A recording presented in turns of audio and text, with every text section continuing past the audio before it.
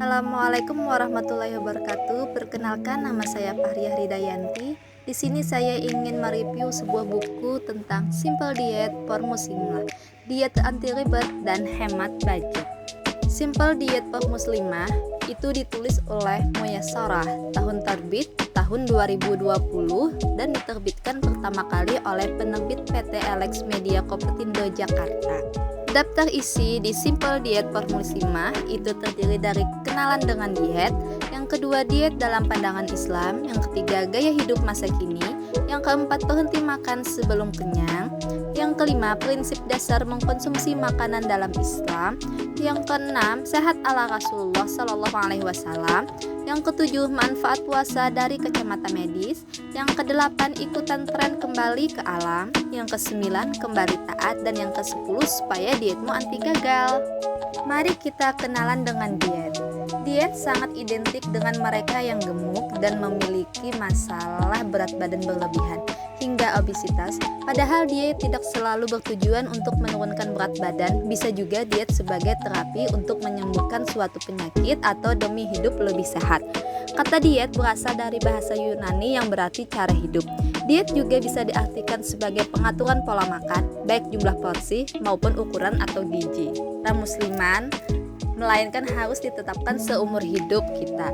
Selain menurunkan berat badan, sebenarnya apa saja manfaat diet? Yang pertama, menyehatkan pencernaan. Yang kedua, menurunkan risiko penyakit berbahaya seperti serangan jantung. Yang ketiga, tubuh lebih fit.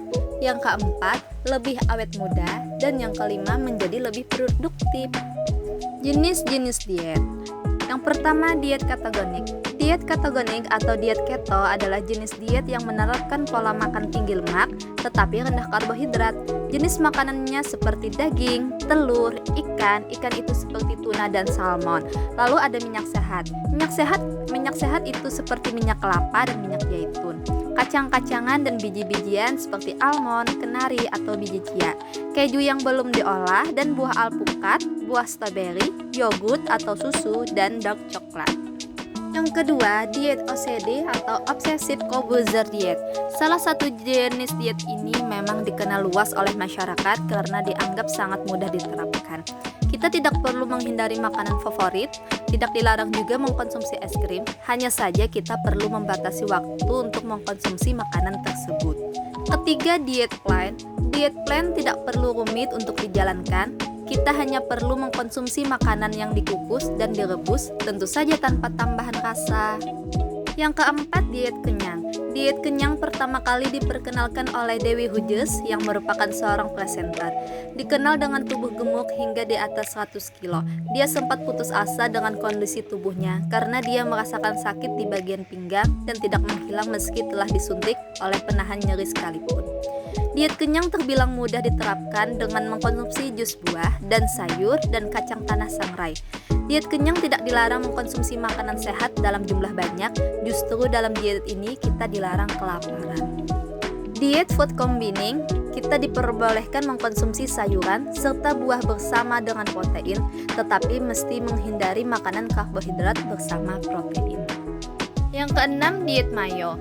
Tidak hanya dianjurkan menjaga pola makan, dalam diet mayo kita juga diharuskan untuk berolahraga ringan seperti jalan atau naik turun tangga. Kenapa kita bisa gagal diet?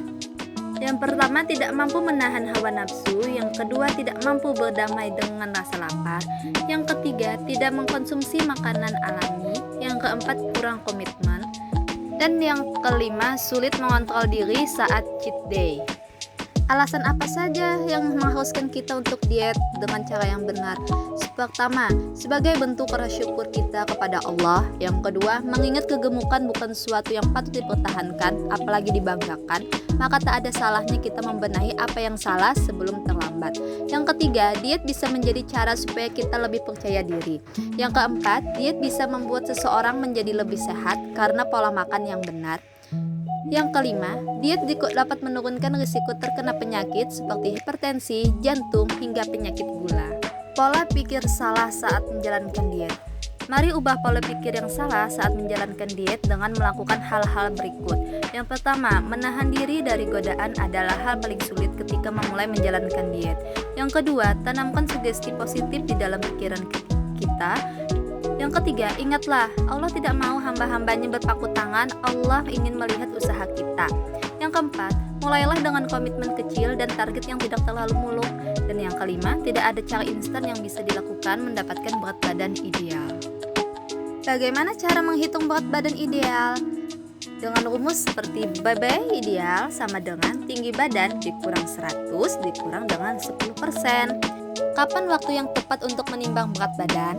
Timbanglah berat badan di pagi hari setelah bangun tidur dan sebelum sarapan supaya hasilnya akurat. Berapa idealnya berat badan turun dalam seminggu? Idealnya dalam seminggu kita bisa menurunkan berat badan sebanyak 0,1 sampai dengan 1 kg, maksimal 2,5 kg dalam seminggu. Diet dalam pandangan Islam. Dalam buku berjudul Al-Mufassal fi Ahkam Al-Makmarat, Profesor Abdul Al-Karim Jaidan menjelaskan tentang hukum diet. Beliau menjelaskan bahwa dibolehkan seorang muslimah melakukan diet untuk menaikkan berat badan, baik menggunakan bahan-bahan alam seperti mengkonsumsi makanan tertentu atau menggunakan obat-obatan yang diperbolehkan dalam dunia medis. Apa saja yang perlu dipegang teguh oleh seorang muslimah yang hendak menjalankan diet? Yang pertama, tidak mengkonsumsi makanan haram. Yang kedua, mengkonsumsi makanan yang sehat. Yang ketiga, jangan berlebih-lebihan. Yang keempat, tidak mengharamkan yang halal. Yang kelima, jangan mencampur ibadah dengan urusan dunia. Yang keenam, tidak membahayakan diri sendiri dan orang lain. Kewajiban menjaga kesehatan. Di dalam Islam, kesehatan menjadi salah satu aspek penting yang mesti dijaga. Bukan hanya ditunjukkan di dalam ayat suci Al-Quran, perintah menjaga kesehatan juga disebutkan dalam beberapa hadis serta kitab-kitab fikih.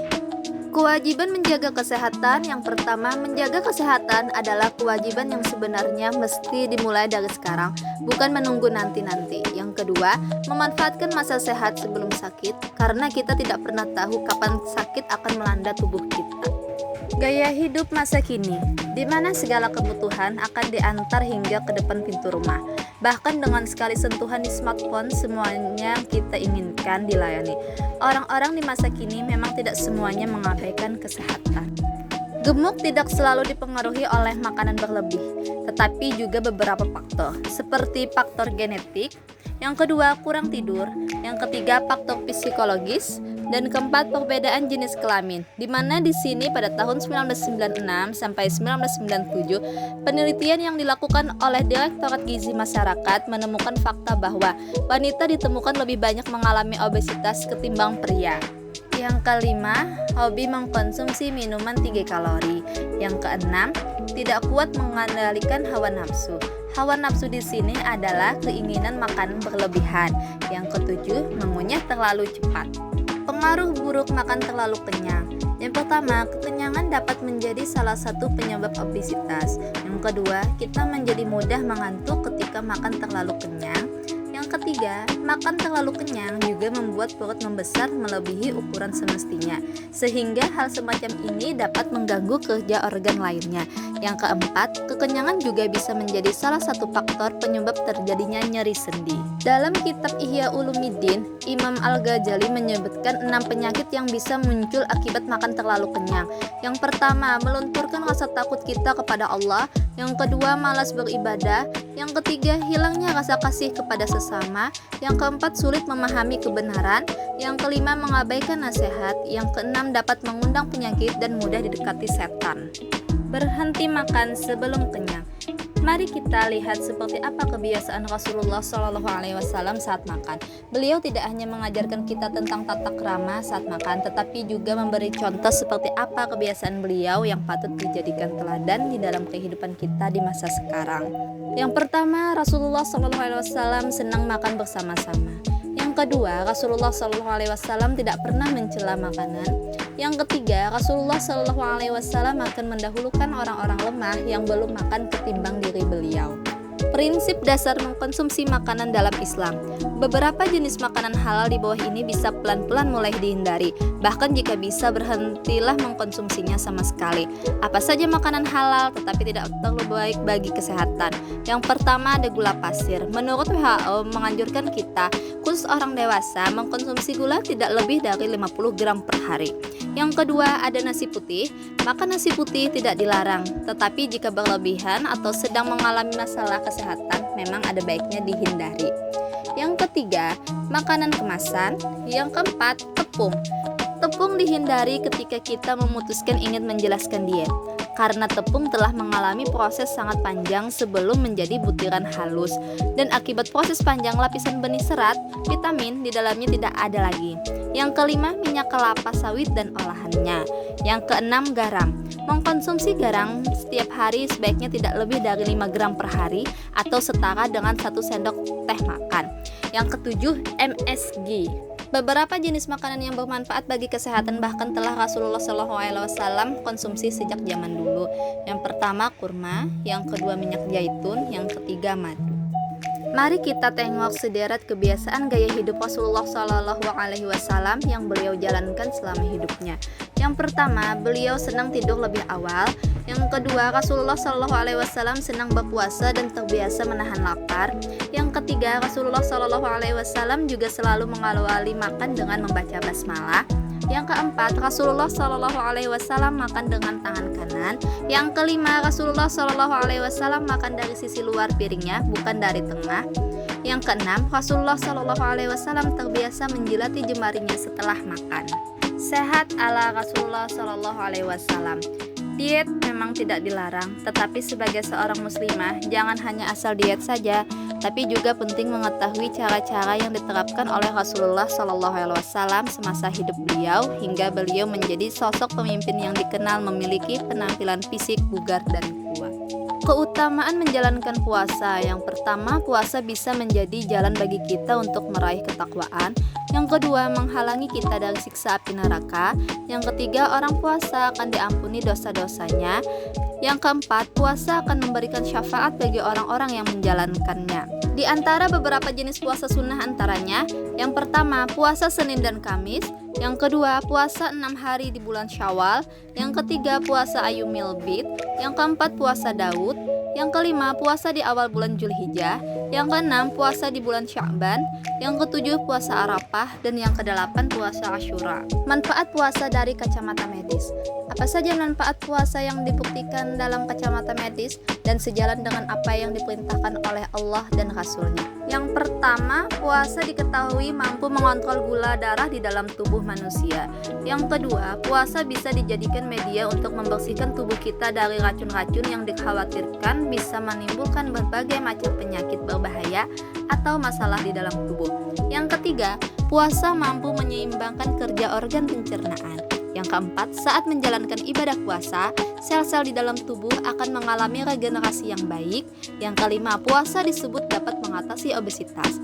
Yang keenam, saat berpuasa sesungguhnya kita telah dipaksa menjadi orang yang penyabar. Detoks tubuh dengan puasa.